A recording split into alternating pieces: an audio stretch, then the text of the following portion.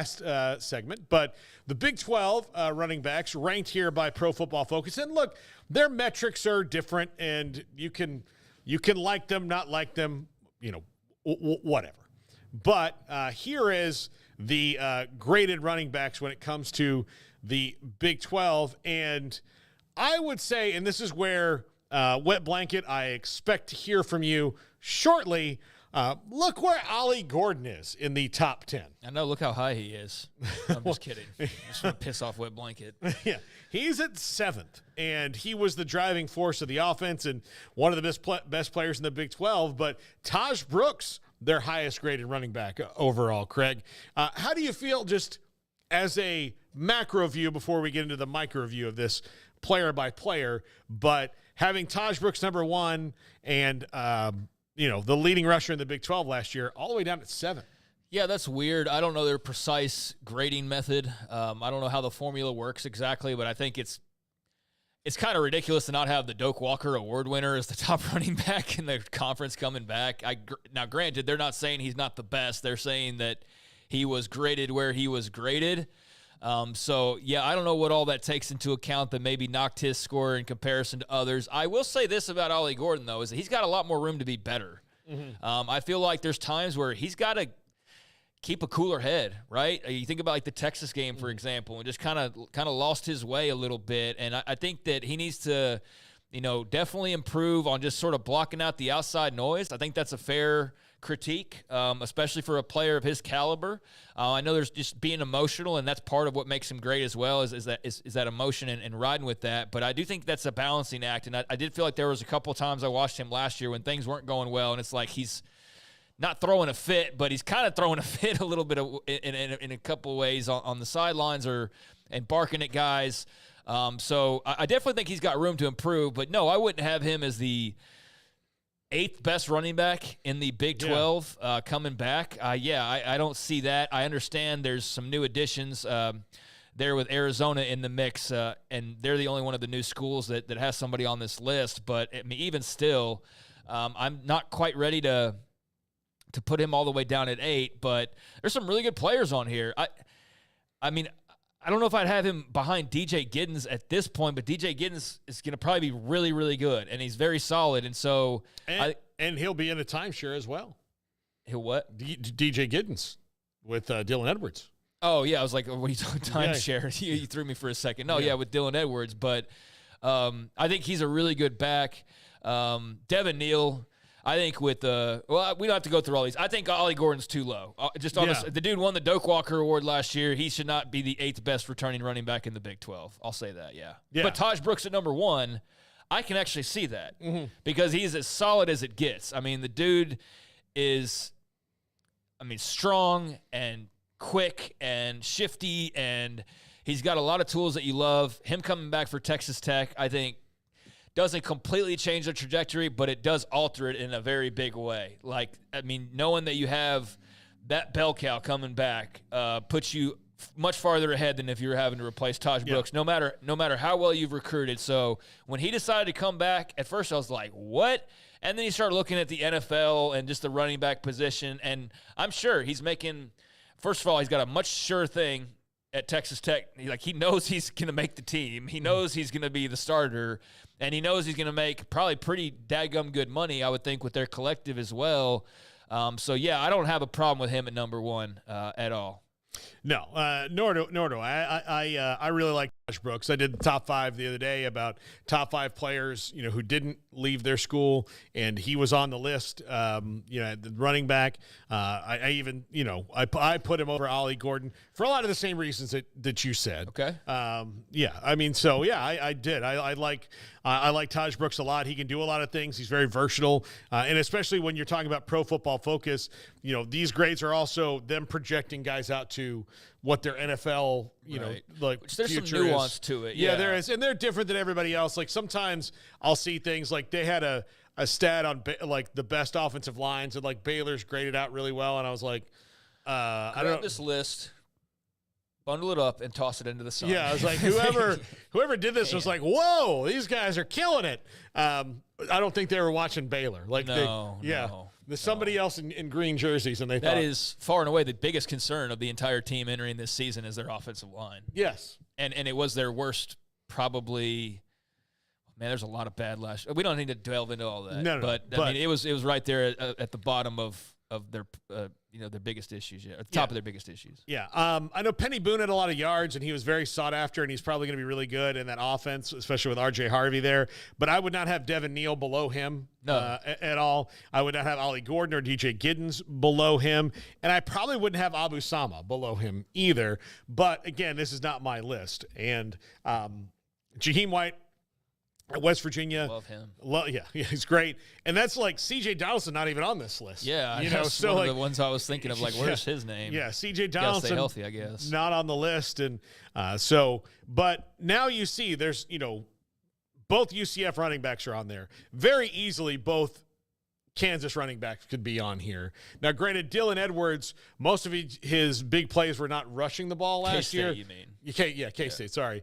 Dylan Edwards, most of his big plays weren't rushing the ball. It was catching flare passes from Shadur Sanders and turning them into big plays. But with Avery Johnson and those, like, that three-headed monster in Orlando and in Manhattan with running quarterback and two running backs, I think it's going to be really, really interesting and fun to watch. No, I think that's going to be a really electric backfield. Avery Johnson, I'm so excited to see more of him. Like, we saw a lot, but we still felt like we're kind of scraping the surface because he's so young. Yeah, we got the Pop-Tarts Bowl was kind of our, all right, here you go. You're like, oh, geez, what can he turn into? Mm-hmm. But, yeah, with the duo of backs that he has, they ought to be pretty nasty, and that's why there's such high expectations for Kansas State, in part at least. But I'll tell you, okay, so K-State's backfield, granted, very electric, very good. UCF's backfield, with all of the changes they've made, they're going to be very good, I would expect, with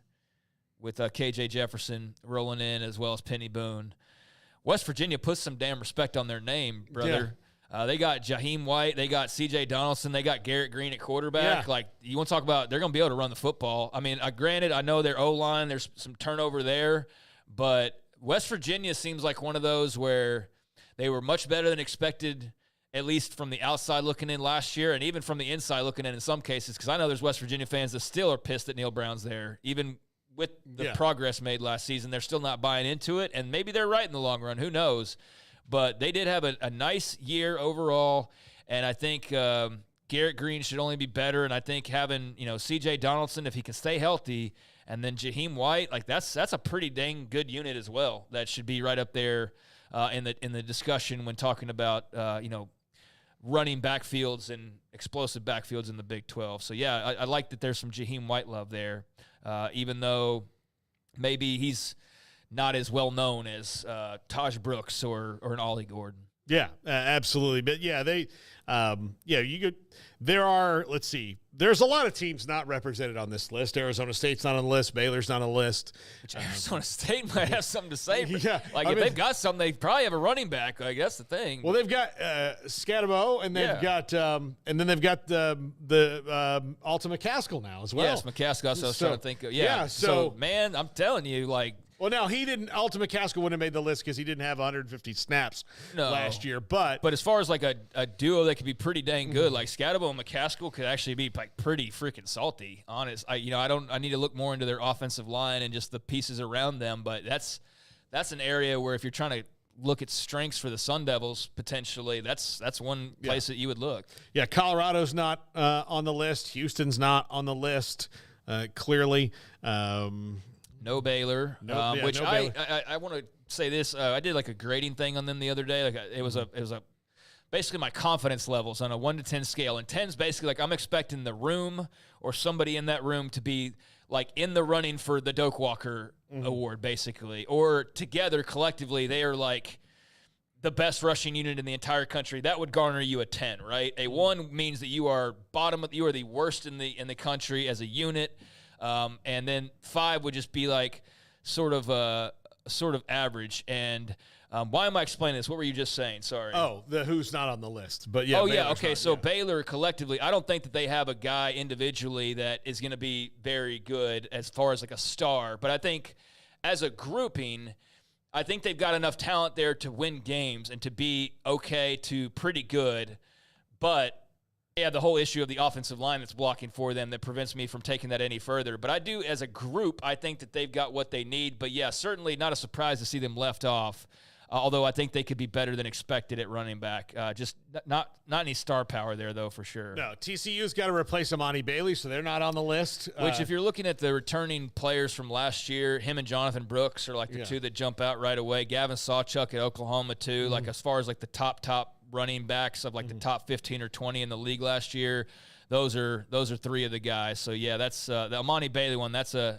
blow to TCU. Yeah, BYU, Utah, and are not on the list as well. And Houston, like I said before, so they didn't make the list. Baylor will be interesting though to see if their offensive line gels at all. They've got some guys who are talented, and might be able to make some waves. And as a matter of fact, that would be the position I'd have the least amount of worry about on the offense overall, as far as ability to be consistent in what you can do. Yeah, the other one, like I put maybe one day if we get bored we can like do that. But I like the quarterback situation and it wasn't about it's just the confidence in the group can do what they need to do when they are called upon. It's not like I'm going to vote the running backs low because the offensive line is bad. That's not what I was trying to do. It's like, what are they just as individually? And, yeah, I think on the offensive side, I think if DeQuan Finn turns into the star that you hope you paid for, then, yeah, maybe he would get the edge. Tight ends, I know other people are lower on them than I am, but I just think as a group and in Jake Spavital's offense, I don't think you're asking them to, you don't need Kyle Pitts. It'd be great to have him, but you don't need that guy. So, yeah, running back probably is, to your point, probably the sturdiest group that they have on their offense right now. Well, with Dominic Richardson, Dawson Pendergrass, Richard Reese, I think that's about as stout as it gets. They've got three guys who can do different things. So, and in the offense, it's going to be good. BYU, the running backs on their depth chart: L.J. Martin, Miles Davis, and Hinckley Rapati. I like L.J. Martin. He just got hurt so much. Yeah, he did. So if he can stay healthy, and then Houston at running back, and that's been kind of their. They were not good last year at all running the football. Parker Jenkins, Stacy Sneed, Tony Mathis Jr., Rashawn Sanford, and Jamarian Burnett, who's a true freshman. So those are the guys who are going to try to get that going for Willie Fritz.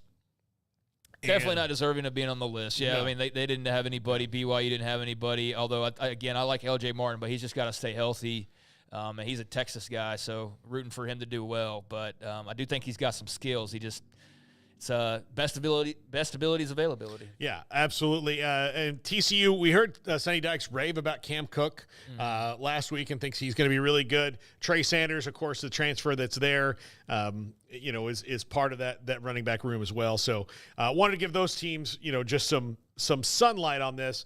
And, of course, look, Cincinnati, who I don't think anybody has high hopes for this year, but Corey Kiner. Corey Kiner's a good back. He is a really good back and on this list. And they lost one this year as well to the draft. So they've got some good players, some good playmakers there, but they've got to start putting some stuff together. Yeah, I mean, there's a lot of question marks for them. I think that's fair to say, and it was a rough year in the Big 12. Definitely could have been better. Let some games. The Baylor game jumps out immediately as a game they let get away, and maybe you view the season differently if just a couple things fall the other direction. But, yeah, I think it's good to see Corey Kiner's name on there. He's deserving. And I think just in general, Cincinnati's got plenty of questions, but I don't think running back's really where you start by any means. And in general, I think they about covered it. You could maybe have a different list if it was groups, and you can definitely argue over the order. I mean, I'm sure you could argue for hours with Big 12 fans over who belongs where, but I think for the most part, Ollie Gordon's a bit low, but my general takeaway is that it's a really good year for the running backs in this conference.